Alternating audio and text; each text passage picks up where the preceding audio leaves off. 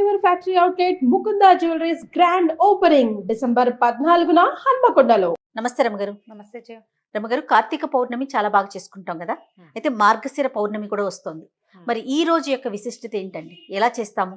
మార్గశిర పౌర్ణమి దత్త జయంతి చేస్తారు సాధారణంగా. ఈ దత్త జయంతి అంటే మార్గశిర శుద్ధ చతుర్దశి నాడు దత్త భగవానుడు దత్తాత్రేయ స్వామి వారు జన్మించారు. ఈయన చతుర్దశి నాడు జన్మించినా కూడా పౌర్ణమి నాడు దత్త జయంతి చేసుకోవటం చాలా ప్రాంతాల్లో పద్ధతిగా ఉంటుంది. శ్రీదత్త జయంతి చేస్తే స్వామి గురువుకి నమస్కరించుకోవటం. దత్తాత్రేయ స్వామి వారు ఎక్కడైనా మన సమీపంలో సన్నిధానం ఉంటే గనక అక్కడికి వెళ్ళి ఓ నమస్కారం చేసుకోవటం. దత్త భక్తులు ఏం చేస్తారు, గురు చరిత్ర పారాయణ చేయటం. మనకు అవేమి అలవాట్లేదండి. అంటే ఏ గురు చరిత్రో దత్త చరిత్రో ఏదో శ్రీపాద శ్రీవల్లభ చరితామృతమో ఏదైనా ఉంటే అది కూడా పారాయణ చేసుకోవచ్చు. దత్త జయంతి చేస్తారు సాధారణంగా. అయితే ఈ దత్త జయంతి చేసినా కూడా ఇదేంటంటే మార్గశిర పౌర్ణమిని కోరల పున్నమి అంటారు. ఏంటండి? కోరల పున్నమి. కోరల పున్నమి. ఈ కోరల పున్నమికి ఒక పూర్వకాలపు పాత ఊళ్ళల్లో ఒక అలవాటు ఉంటుంది. ఈ పున్నానికి అంటే పౌర్ణమి నాడు కుక్కలకి చపాతీలు, రొట్టెలు, కుడుములు పెడతారు కుక్కకి. అది కూడా ఏంటంటే ఒక కొరికి పెట్టాలని చెప్తారు. ఇది 2-3 విషయాలు ఉన్నాయి దీని మీద. కార్తీక మార్గశిరాలు యమదంశలు అని చెప్తారు.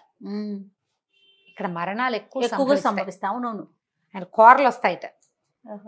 అయితే ఈ యముడిని భయాన్ని నుంచి అపమృత్యు దోషం నివారించుకోవటానికి ఇలా కుక్కలకి ఆహారం ఇవ్వాలని చెప్తారు కొన్ని ప్రాంతాల్లో. అంటే సాధారణంగా మేము మాకు ఇళ్లలో ఏమని చెప్తారంటే నెల పట్టినప్పటి నుంచి జాగ్రత్తగా ఉండాలి. ఎక్కువగా మనం చెడు వార్తలు ఎక్కువగా వింటాం కదా. మార్గశిర మాసం ఎక్కువ మరణాలు ఉంటాయి. ఎక్కువ మరణాలు మా ఇంట్లో కూడా ఉన్నాయి 3. అవునండి. మార్గశిర మాసమే మా నాన్నగారు పోయారు. మా పెద్ద బాబా, మా ఆఖరి మా 3వ బాబా వాళ్ళు మార్గశిర మాసమే. మార్గశిర మాసంలోనే ఎక్కువ దుర్వార్తలు వింటుంటారు. ఏదైనా అనారోగ్యం ఉన్న వాళ్ళు ఈ సమయం వచ్చేసరికల్లా కాసుకోలేకపోతారు, ఆగలేకపోతారు అనమాట. భరించద్దు, ఈ చలిని వాటిని భరించద్దు కొంచెం అట్లా చెప్తారు. పూర్వం నుంచి ఉంది. డిసెంబర్లో మనం దుర్వార్తలు ఎక్కువగా వింటాం. మామగారు, మా వారి నాయనమ్మ కూడా ఆవిడ పుష్యమాసం వచ్చింది. మార్గశిరంలో అసలు ఆవిడ కుంట్లో బాగులేదు పాపం. మార్గశిరం అంతా గెంటిచ్చారు, చివరికి అప్పుడు వెళ్ళిపోయారు. చెప్పలేకపోతాం. అదేలేండి. అయితే ఈ వ్యవహారాల్లో ఏంటంటే మనం ఎప్పుడు ఆలోచించుకోవాల్సింది ఏంటంటే పూర్వకాలం నుంచి ఉన్న అలవాట్లు, సంప్రదాయాలు కానీ ఏదో ఒక క్యాల్కులేషన్ తోటి పెట్టుంటారు. అవునండి. దీంట్లో ఇంకో క్యాల్కులేషన్ ఏం చెప్తారంటే ఇది రోడ్ల మీద తిరిగే కుక్కలకి ఆహారం పెట్టడం సంవత్సరంలో ఒక్కసారైనా. దానివల్ల కుక్కలు ఒకసారి ఆహారం పెట్టిన వాళ్ళని మర్చిపోవు. అవునా? ఒక్కసారి ఒక్క బిస్కెట్ పెట్టు, అది నేను చూడంగానే తోకాడేస్తుంది, గుర్తుపడుతుంది. వాసన, వ్యక్తుల వాసన గుర్తుంటుంది. కొరికిన ఆహారాన్ని కనుక పెడితే అంటే చపాతీని కొంచెం పిల్లడితో తినిపించి పెట్టిస్తారు. కుక్కకి ఎంగిలైనా పెడతావా అలాంటివి అడక్కండి, పాత పద్ధతి ఇదంతే. ఈ పెడితే ఇవన్నీ కూడా ఏంటంటే మన ఇంట్లో పెంచుకునే దానికి కాదు, రోడ్డు మీద ఉన్న వీధి కుక్కలకి పెట్టిస్తారు. ఇక ఆ కుక్క వాడిని కరవదు, వాడిని ఏం చేయదు, ప్రమాదాలు తగ్గిపోతాయి. అందుకని ఈ జీవులకి ఆహారం ఇవ్వటము, తర్వాత వీటితోటి హ్యూమన్ ఫ్రెండ్లీ అంటే మనతోటి అవి ఫ్రెండ్లీగా ఉండడానికి ఒక మంచి పద్ధతి అన్నమాట. కుడుములు పెడతారు కొన్ని చోట్ల.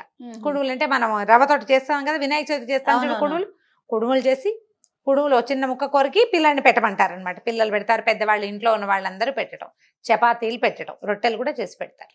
చపాతీలు తింటాయి కదా కుక్కలు. సో ఇలా పెట్టడం ఒక పద్ధతి. నిన్న మొన్నట్లో చదివిన పుస్తకంలో అయితే ఎలా చెప్పారంటే చిత్రగుప్తుడి సోదరిట కోరలమ్మ అని ఒక ఆవిడ, ఆమెని తలుచుకున్న వాళ్ళకి పాపాల చిట్టా తగ్గిపోతుందని. కోరలమ్మ అని ఒక దేవత కూడా ఉందంటారు కొన్ని ఊళ్ళల్లో. ఆమె ప్రీత్యర్థం ఈ కోరల పూర్ణమి రోజున ఇట్లా ఏదైనా ఆహారం పెడతారని. ఇందులో ఇంకొకటి ఏం చెప్తారు, ఎన్ని ఉన్నాయో పాఠభేదాలు చూడు ప్రాంతాలని బట్టి. శునకము కాలభైరవుడి వాహనం. అవును. కొండకుచో కాలభైరవుడి శునకాన్నే భైరవుడు అని కూడా అంటారు. కుక్కనే కాలభైరవుడు అంటారు. ఆయన దాని మీద వాహనంగా తిరుగుతాడు, కుక్కే ఆయన వాహనం అని చెప్తారు. ఇట్లా శునకాలకి గనక ఆహారం ఇస్తే కాలభైరవుడు మన యందు ప్రసన్నుడుగా ఉండి దారి దోపిడీలు జరగవని, మనకి దొంగల భయం తగ్గుతుందని, అపమృత్యు నివారణ జరుగుతుందని చెప్తారు.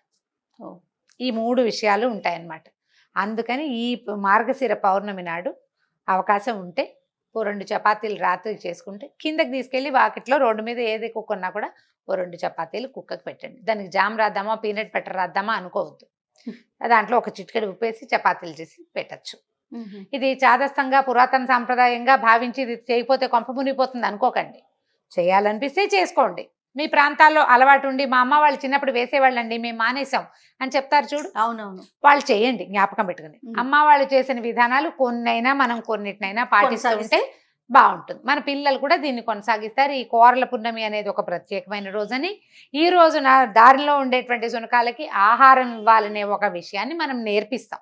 అంతే, జంతువుని ప్రేమించటం, జంతువుని ప్రేమించడమే కదా, అందులో ఇంకా తప్పేం లేదు. కాబట్టి ఈ పౌర్ణమి నాడు ఈ పని చేయొచ్చు. అవకాశం ఉన్నవాళ్ళు, ఆసక్తి ఉన్నవాళ్ళు తప్పకుండా చేయండి. తప్పకుండా రమ్య గారు. నమస్తే. నమస్తే.